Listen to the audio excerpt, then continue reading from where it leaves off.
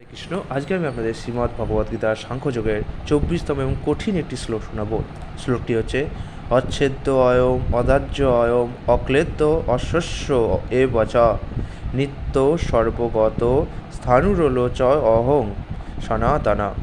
এই আত্মা অচ্ছেদ্য অদাহ্য অক্লেদ্য ও অশেষ্য, তিনি চিরস্থায়ী সর্বব্যাপ্ত অপরিবর্তনীয় অচল ও সনাতন।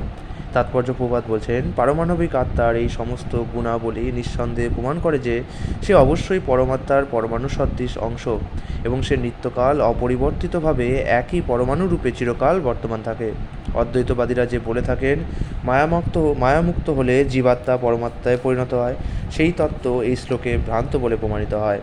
মায়ামুক্ত হবার পর জীবাত্মা ইচ্ছা করলে ভগবানের দেহ নির্গত ব্রহ্মজ্যোতিতে চিৎকণারূপে বিরাজ লাভ করতে পারে, কিন্তু বুদ্ধিমান জীবাত্মারা ভগবদ্ধামে প্রবেশ করে ভগবানের সাহচর্য লাভ করে।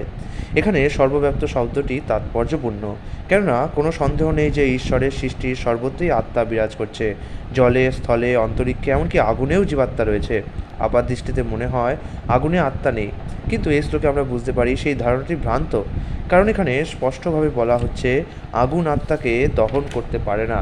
এর থেকে বোঝা যায় সূর্যলোকেও সেখানকার উপযোগী দেহ ধারণ করে জীবাত্মা রয়েছে। সূর্যলোকে জীব যদি না থাকতো তাহলে সর্বগত অর্থাৎ সর্বত্র আত্মার গতি কথাটি ব্যবহার করা হতো না। হরে কৃষ্ণ।